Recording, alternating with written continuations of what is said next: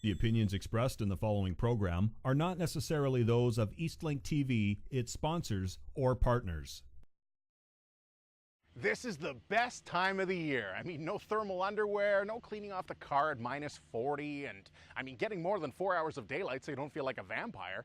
You get t-shirts, shorts, bikinis, socks, and sandals, just not together, and I'm all in for this. But what I really love to do during this season is sample what Northern Ontario has to offer. I'm Chris Mask, and I love food. I mean, cooking's my passion. It's in my blood. And you might ask, what does Northern Ontario have to offer exactly? These.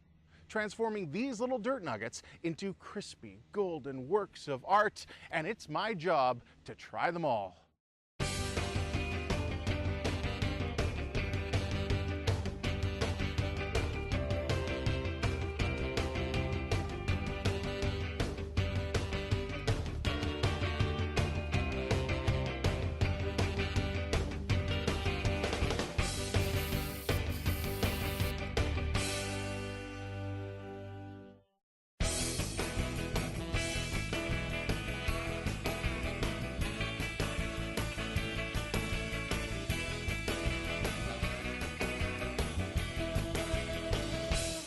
Okay, so here we are today in the parking lot of Vermaco's at On the Dock. Now it seems to be a little passion project of yours, Brian.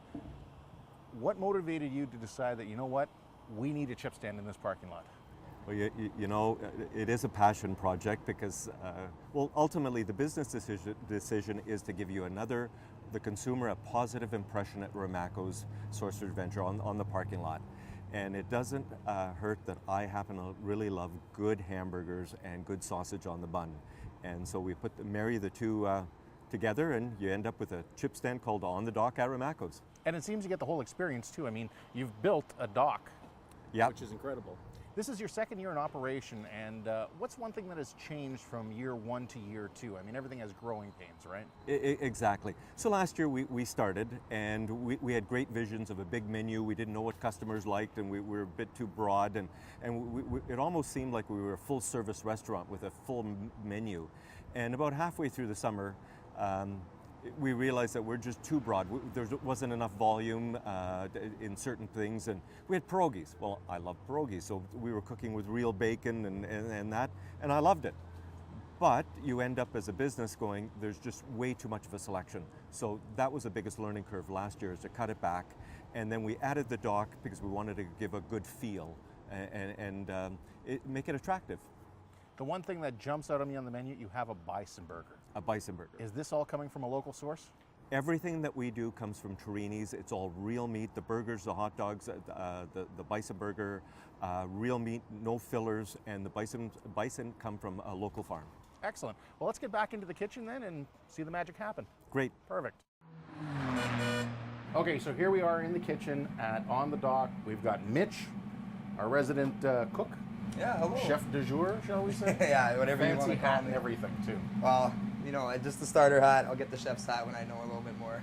So this is where you are the primary cook for this with your fryer bank. You've got your top there. Yeah. What are we getting today from you? What are you going to tantalize our taste buds with? So the one thing that we do a little differently here on the docks is we make an actual bison burger. It comes from Torini's. It's 90% all bison meat, and the rest, 10% is just regular ground beef. And it cooks very well. It's actually a little bit of a drier meat. That's what bison is, but it cooks beautifully. And that's why you need that 10% of the beef in there to give that little Exactly. fat content. So it doesn't just drain all out when you're cooking. Fat Exactly. So equals flavor. Exactly. So we're gonna toss it on, and it takes a little while, but you'll start to see that when the burger actually starts to cook, all the moisture starts to head towards the middle of the burger. So that's why it's very important to keep flipping the burger, so that all the heat's being distributed evenly throughout the whole patty. You're a multiple flipper then? Oh yes, I flip almost every minute. Every minute? Yeah, just to make sure it evens out, kind of deal. That's just the way I taught myself at home on my poor stove, so I've just brought in everything from that to here. Your poor stove, it sounds like you're cooking over a trash can. Well, pretty much. No, it's just one of those student apartment stoves, those basic white ones, don't get much heat, you know. Now your fryer bank here, they're all set around 325, 350. Yeah, just about over actually. Just because I do that for when we get a little busier, it's a little easier to make fries, and I like to think I have a pretty good internal clock, so I have no problem checking them and making sure that everything's like not overcooking.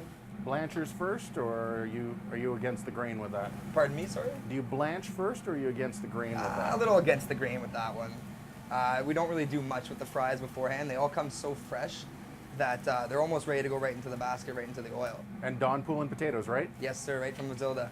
It's nice that everything's local. I mean, That is my favorite and my selling point when I'm talking to people outside when they ask me, oh, like, what's so special about the $10 Bison Burger? Well, it's all from Torini's. I know if people grew up here, they know how well Torini's actually, all the meat is. Like, I've grown up in Sudbury my whole life, and I've grown up eating Torini's meat from my family and just from everything, and I know how the quality, and it's just great meat.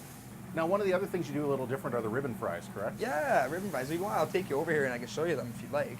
Sure, let's Yeah? take a walk. Let's do it. So what we do is we get our potatoes from Azilda again. They're just regular potatoes, and we'll take one out and just give it a little wash down with the hose. So that, and then we put it into this drill. So if you look, the drill actually has little serrated bottoms on there, and that will turn the fry into what we call the ribbon fry. So take a bowl, put it on there, and then you just, and voila. Excellent. These cook super quick as well because also they're so thin, right? So if you want to toss those in there, and so you have to always watch those because they will cook extremely quickly. So then being out here as your first year, what do you think are going to be some of the biggest challenges for you? Honestly, I had a real trouble to start cooking everything all the way through. I wasn't too sure how to use the grill to its full potential. I was either turning things up too hot or keeping them down too low. And that was the big thing in the first week for me. I had a real trouble with the sausages and all that.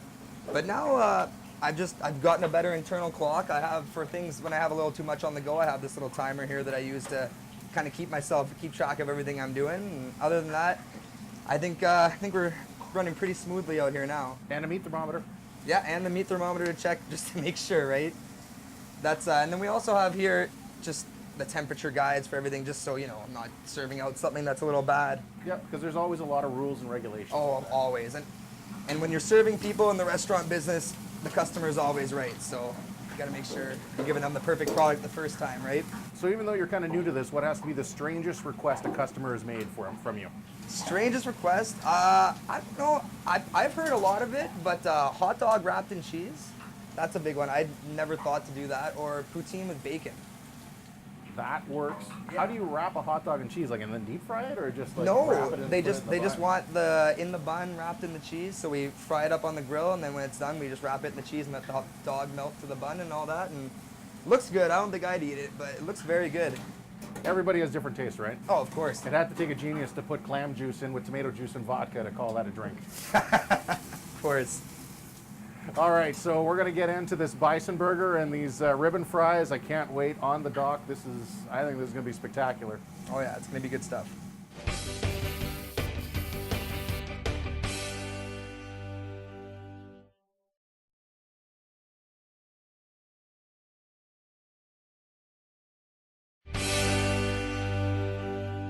All right, so here's our Bison Burger, all local, coming off. Again, the only place that I know of here in Sudbury that offers a Bison Burger, which is great. And everybody can get their own toppings, whatever they want on this. We got all the toppings right there: ketchup, mustard. Okay, so let's see how you made off here with the cook. Fingers crossed. This is my my chance to be Gordon Ramsay here. So that's pretty good. That is a medium. For somebody with no culinary experience, this right here, that is just about a perfect cook on a Bison Burger. And the French fries that go along with it too. We've got our ribbon fries, which are over here, and we've got our normal French fries. I'm actually going to show both of these here because I've had a chance to sample, and I will tell you that this is about as perfect as you can get for a French fry cook. Honestly, it's a crispy exterior, and it's almost like a little mashed potato on the inside.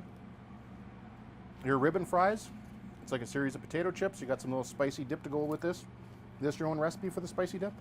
Yeah, it's just it's a special Cajun dip, so to speak, that we make in house here, and yeah, it accents the fries perfectly. We find. Just so that you get an idea what I'm talking about here. My little microphone is here. You can hear that cracking. This is about as perfect as it gets for a chip stand. And honestly, with the dock outside, this is more of an experience than anything. Brian, Mitch, you guys do an incredible job here. This is absolutely, Really appreciate it. this is where it's at. I don't even have anything on this Bison Burger, and I'm so looking forward to this.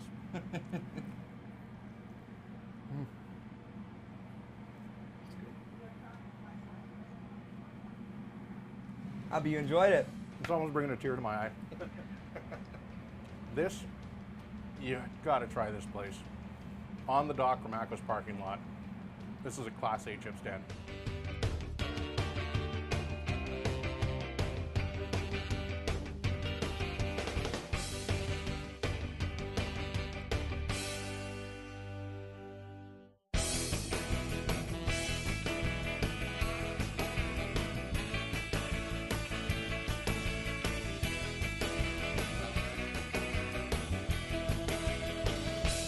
So again, in my hometown of Timmins, Ontario, and here we are at what is a staple, and this is a place that I frequent when I come to town. It's Lanny's Chili Hut, and I'm here with the man himself, Lanny. Now, you guys have been in business a long time, and what kind of breaks my heart a little is I saw that you have a for sale sign up there. Does this mean that that's the end of the road for you? Well, not necessarily. If nobody buys it for the respect that we want, I'll stay here till I'm 80 years old. It won't matter.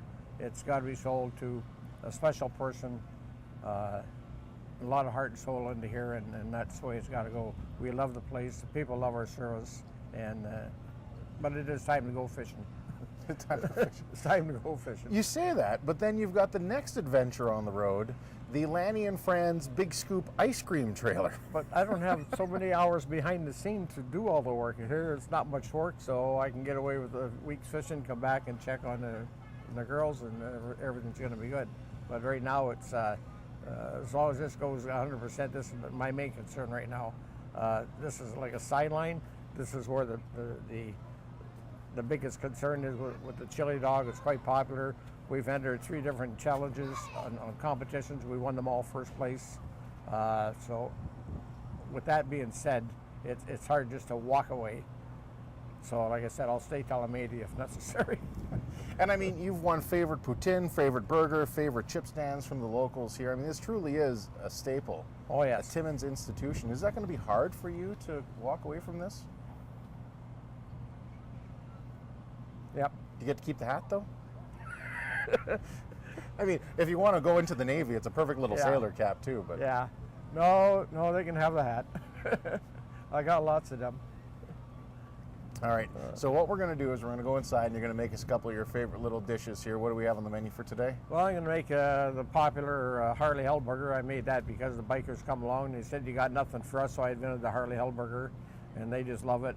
But my signature is the fabulous chili dog. And of course, when you come to Lanny's, you got to have the chili. That's what you're Got known to for. have the chili. All right. Well, let's go inside and let's make this happen. Okay. Okay, so we're here inside of Lanny's, and what are you going to make for us again? We're gonna do the Harley Hell Burger up first. Got 4.8 ounces of beef on there. Just put it on. Now this is your own burger mix recipe as well. This is our own. Yeah, there's 11 different things that goes into the mix on the burger. And the other thing that you're going to make for us then is one of your signature chili dogs. Well, the chili dog is going to be the signature too. We're going to get one of them going on the grill at the same time. How many pots of chili do you generally go through in a week? Pot like that, probably one of them average a week. And that pot there averages about 55 pounds, this one here. That's a lot of chili. It's a lot of chili. It's a lot of, like I say, behind the scenes work. It's a lot going on. And people think you can just go out and, like most people use the frozen Klondike chili, and it's not chili. This is homemade. I've been doing that for, like I say, over 35 years. It takes a little bit longer. It takes 36 hours to brew because I got a lot of jalapeno and habanero in there, but the Italian plum tomatoes is rich with the acid, so the acid blends into the hot and takes away the heat. But when they blend together after 3 days, that's when you get a full taste of chili, and you get all the veggies in there. I got probably 8 different kind of veggies in there all together. 9 different kinds of spices, 1,000 ounces of tomatoes, 60 pounds of beef, and 9 cans of kidney beans. It all gets together. Yeah, it don't happen overnight. It takes a little bit to do. You don't get a whole lot of sleep because you're up half the night stirring it, flipping it. It's just the way that it works out for me. You could do it other ways, but it's not quite the same. It's got to have that brewing time in it, and if you don't babysit it, you could ruin it. And you take steady taste testing it. If it's not quite right, you get a little more hot pepper, a little dash of this, a little more, until you get that taste. And there is no recipe. Everything is just I grab a bottle and I got a rhythm. Is what it sounds. Like this here, there's 25 shots of Maggie goes into each layer of beef as I build it up. I do 4 layers till I get to the top. 2 pots of beef, then a layer of peppers, hot peppers, the kidney beans, and that's the way we go through it. You say it takes a little bit of time. After the 3rd day, then I let it sit maybe for an hour or so. And once it cools off, like say most of the time a couple hours. See, that's one of the things when it comes to actually making something like a chili or a curry. Everybody thinks that you can whip this together in an hour or so, but it takes time because it has to build. Well, I seen one show on TV there, and believe it or not, it took the fella, I think it was 81 minutes to make this chili, and they said that's the most fabulous tasting chili ever. Oh my God, how can you cook a good chili in such a little amount of time? It takes literally me 3 days to make a batch of chili. These are specially made buns from Golden Crust Bakery. So a local bakery, which is great. A local bakery does it. But take it out like a canoe, we don't need that. Now, your location here at Gillies Lake, you also do something which is really nice for the community. You sell duck feed. I sell duck feed, yeah, and a lot of that, it helps the environment with the ducks. People are feeding the bread, so we're trying to deter the people from not feeding the ducks bread. As you can tell, it's not good for the ducks. But you then take the money for the duck feed and you donate it back to the conservation I donate it area. back to the park, yeah. That's just something that I started doing right from the start, and it was something that had to be done for myself. Everybody gives or takes a lot of times, and nobody gives. So that's the whole idea of this is going to be the hot peppers that's going on the Harley Hell Burger. You're like a little Tasmanian devil in here, like a whirling dervish just going around, Lanny. I can't wait to try this food. We're at Lanny's Chili Hut in Timmins, and I'm excited for this.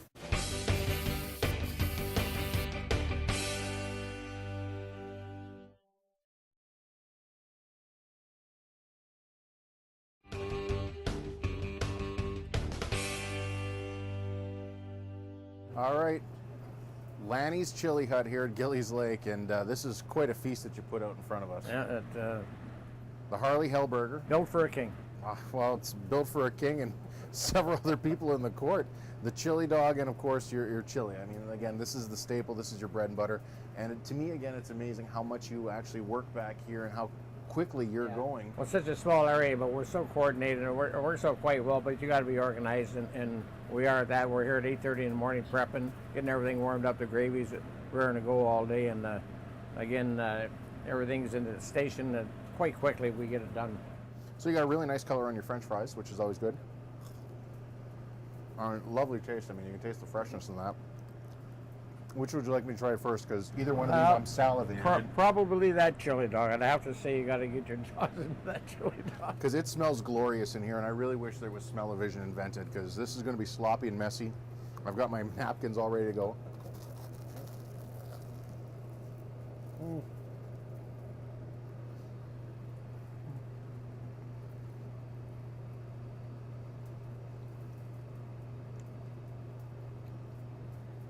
This is better than my chili dog at home. Well, that's Lanny, good to hear. this is a thing of beauty. But I gotta try the burger. I'm talking with my mouth full. This huge heaping of hot peppers on here.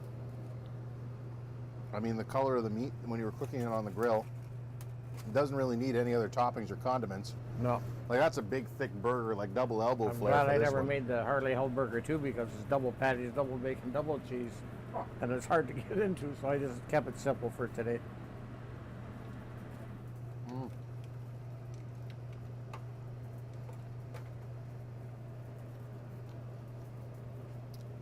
I had to unhinge my jaw like a snake. I'd be surprised if somebody can fit the 2 patties in there, though. You'd be surprised how many we put out here a day. The Big Daddy Burger and the Harley Hell Burger. I love this because I'm a hot guy and not physically looking, but just for my culinary taste. And that amount of hot peppers on there and the jalapeno cheese, oh my God, this is a... Yeah. I can see why the bikers wanted this. Oh yeah, they enjoy it. Oh.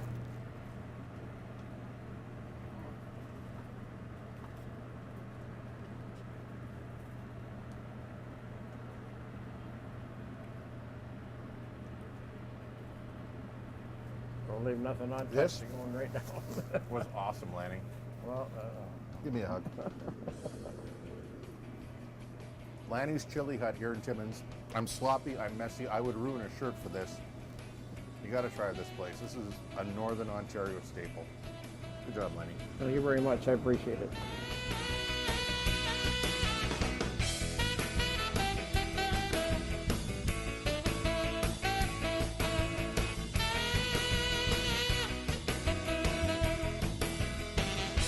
Well, hope you got your fill from this episode, but don't worry, we'll be back on the wagon and hitting the dusty trails soon enough. Until next time, I'm Chris Mask. Thanks for watching.